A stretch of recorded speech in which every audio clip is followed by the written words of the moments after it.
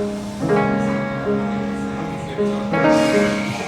I'm here with Mac Ayres ahead of the release of this new project, Cloudy. And Mac, I got to see you last night, man. Yep. Beautiful performance. Thank you. You did Blue Skies. Yes, sir. Which I loved, of course, one of my favorite songs. Thank you. You also you played She Just Wanna See Me Right Now. Yeah, we played the recording of it. Yep. You know, I noticed something different. So first, I'll give you some background. I've been listening to you since I was 16. Oh my God. 2017. Making me feel old. Yeah. And I remember it, like on the song you had the Biggie sample at the end. That's right. You Yeah. had to cut it for clearance issue. Yes. Yeah. It was from that that Martin episode, I think it was. Yes, Yeah. Yes, it was. So you went to Berkeley, Yep. studied the music. Yep. At what age did you realize music was what you wanted to pursue? I think, I've been singing my whole life, but I think I really wanted to pursue it for the first time. I was maybe second grade, like 8 or 9 years old. I was a big American Idol fan, and I would watch those performances, and I just wanted to be up there too. So I'd say it was probably around then. What season did you see? You said you were Season 3, Fantasia. Fantasia. Yeah. Okay. Yeah. I was outside Fantasia. Yeah, she was the one for me. I had never, being from Long Island, I had never heard anybody sing like that. So I was just really compelled by her. So you came up on D'Angelo. Yep. Yep. Came up on Stevie Wonder. Mm-hmm. Did your parents play a lot of soul and R&B growing up? No, not at all. I'm from a very non-musical family. I'm the only musician in my family.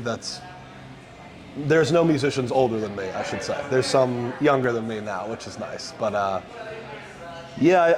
got put on to Stevie through a voice teacher of mine. I was probably 6th or 7th grade, and I was just really compelled by his ability to do a lot of things well, and his chord choices, and his ability to write songs. I didn't.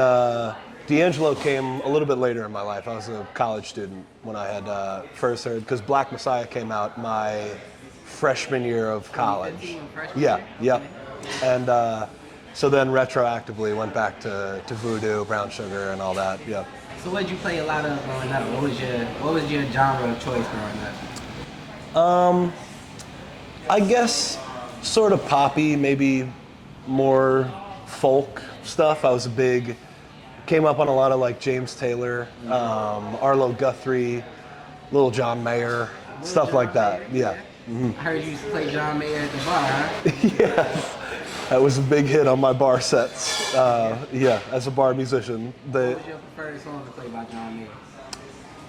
It's a good question. He took up a lot of my set back then, but I liked playing. I liked the more like country leaning John Mayer albums when he was like living in Montana and wearing the big hats. So like Born and Raised, If I Ever Get Around to Living, a lot of the songs from that album. So I heard an album that's real close to you was Juice Box. Yes. Juice Box. Very Is that much. one of your favorite albums of yours? I think surface level, I really like the songs that I wrote for it, but it was at a time in my life, and I briefly spoke on this last night at the Q&A, where I had fired my management. I did 2 projects before Juicebox, and I'd fired my management before releasing Juicebox, and it was just sort of the feeling that I had that I really wanted to prove to people that I could still exist in the industry without,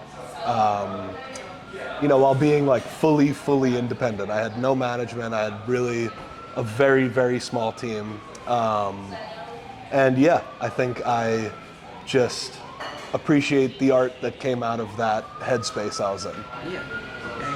So you got a show tonight, obviously. Yep. Doing very well. I seen the fans last night. They had the vinyls and stuff. Yep. At what moment, what year did you recognize, man, like I'm really making it in the R&B world? Like, it's a good question. I guess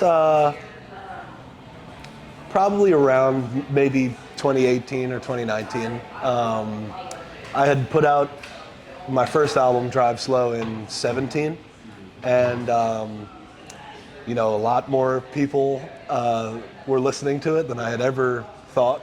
And yeah, once anybody was listening at all, really, I felt like I had gotten further than I had ever dreamed of. So I'd say around there.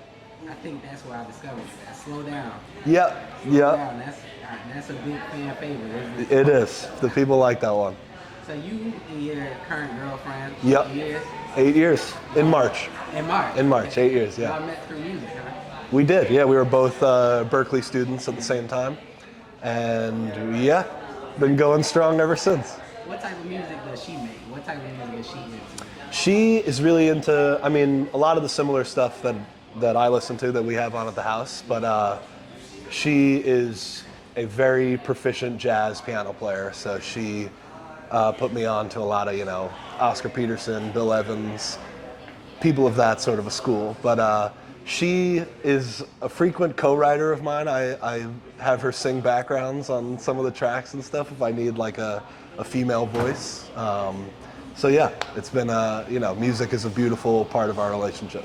Did you ever see yourself going deeper into a jazz bag? Yeah, definitely. I think as an artist, I never want to put A limit on it. Yeah, exactly. I'm always trying to be open-minded, and there's a lot of different parts of music that I really love, and I could see, I've always thought about doing maybe like a jazz thing, maybe more like a Sinatra big band vibe, like The singing song. exactly. I never want to, if I wake up tomorrow and feel like making a country album, I just like to follow where my heart is. So what made you decide to finally take all these grails, all this legendary SoundCloud back catalog and put it on the mixtape? I think, ultimately, I started to get to this conclusion because my fans have been really adamant about wanting it on, Spotify or wherever. But it just feels like a really important part of my life right now. I feel like I've done a lot of growing and a lot of changing, and I think that it's important to understand where you came from to know where you're going to go in life. So it just feels like a very full circle, sort of a cathartic release for me, at least.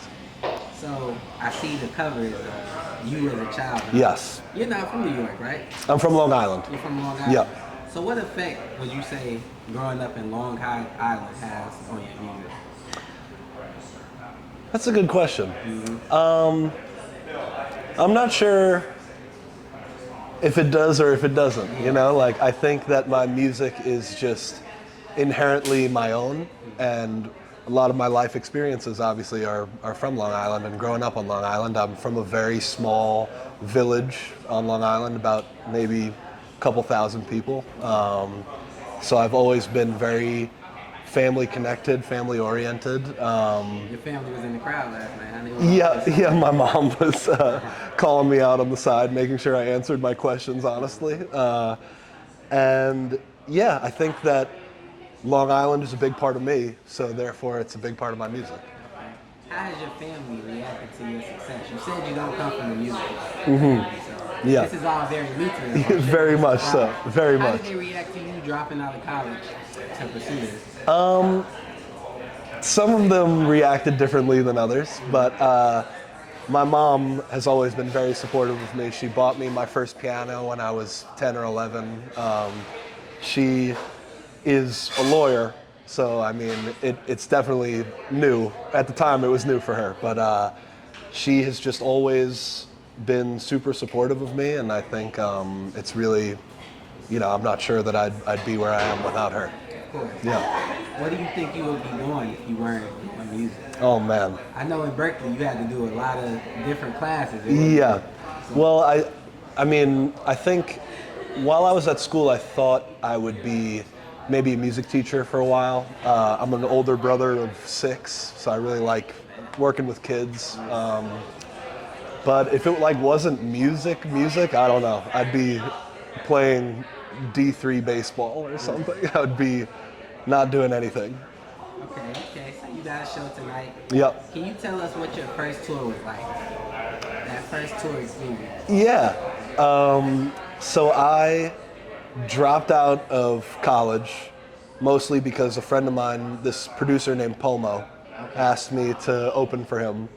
Me and my friend Zach, who still plays saxophone in my band, we just left school and we got in their Ford Explorer and we did a bunch of dates on the East Coast, a couple in Canada. They're Canadians, so we did a couple Canadian shows, couple American East Coast shows, and it was just fun, man. It was like, now I usually am playing in a band of like 6 or 7 people, and we were just 2 of us at the time, and I was playing keys, and Zach was playing a Roland SP, like he had like the drum sounds loaded up on there, and it was just fun. Like I had no,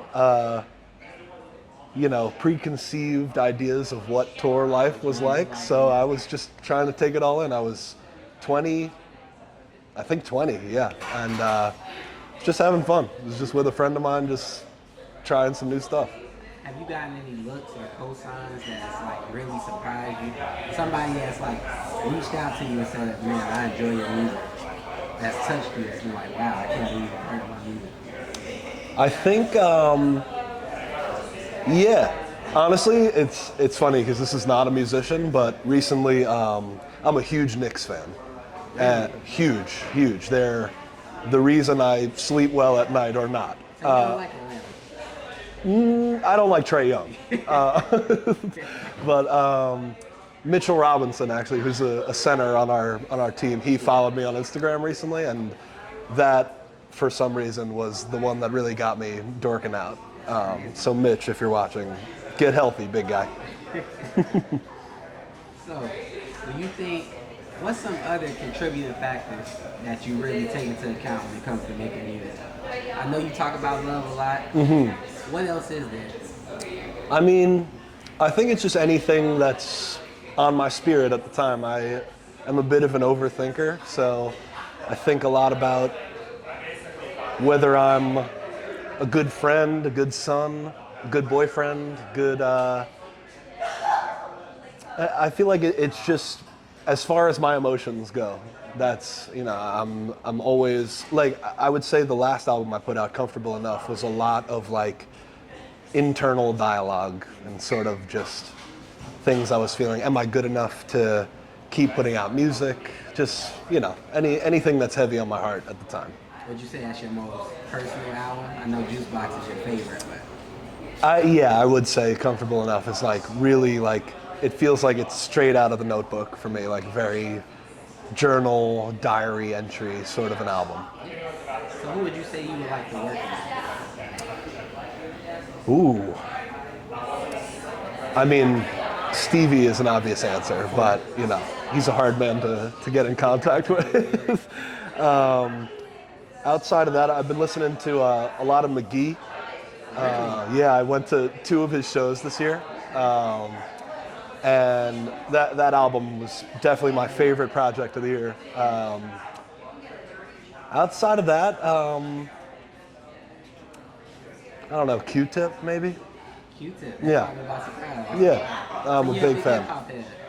I'd say a little bit. I saw was that your brother last night with the hip-hop shirt on? No, good friend of mine, Jacob. Yeah, good friend of mine. Berkeley? Yes, Berkeley guy too. So what type of hip-hop, of course, the Biggie sample, all that kind of Yeah. What type of hip-hop did you grow up with? I know being from New York. Yeah, I mean, I think as like a middle schooler in New York, you're listening to, all the New York guys, 50, Jay-Z, Biggie, Tribe, a lot of stuff like that, Wu-Tang. But as I got older, I really, being a producer, Jay Dilla had a really profound effect on my artistry and my musicality, so I got started into the Slum Village of the world, the Roots, a lot of the more like proper instrument, those sort of rap groups. Yeah. So 6 siblings. 6 siblings, yeah, including myself. I'm the 6th. Yes. You're the oldest? I'm the oldest. What do they do? How do they feel about your music? They, the next oldest 2 are both still in college, so they, I think they think it's cool. I mean, my next oldest brother, Calvin, he sort of a producer, musician in his own right these days, great keys player, And yeah, that as an older brother, it brings me a lot of joy to see him finding, happiness in the same stuff I was doing. But I think they think it's pretty cool. Have y'all worked together yet? Yeah, plenty of times. On what? Nothing that's out. It's sort of like in the last couple years of his life, but we have a lot of beats on my hard drive together. So are you working on a new album? A little bit. I wouldn't say it's an album, but I'm always working on new music and seeing if it could possibly come together in a project context. But I'm always writing. I practice every day. I like being home. I'm a real homebody. The studio's at the house, so I'm always working. So last night, somebody asked for advice on becoming an artist in this game. And your advice was never lose yourself. Yep. Be yourself. Yep. Have you ever had a struggle with that in this industry? Definitely. Very much so. Touch on that? Absolutely. We live in an industry, at least these days, that people want you to follow trends. They want you to do anything to fit in with what everybody else is doing. But like I was saying last night, I think that the people that we admire the most as artists are the ones that have figured out how to be the most authentically themselves. So yeah, there's always times where I'm like, am I TikToking enough? Am I making shit that anybody wants to hear, or is this just about me? And I'm not sure there'll ever be a time that I won't struggle with that a little bit. But at the end of the day, I'm just me. And that's the easiest thing I could possibly do, is just be myself. Obviously, that's what everybody fell in love with. Thank you. Thank you so much for sitting down. Absolutely, man. Very nice to meet you. Thanks for your time.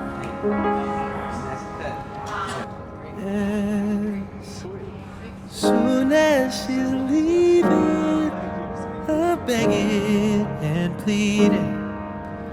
Said I hope I don't feel so bad.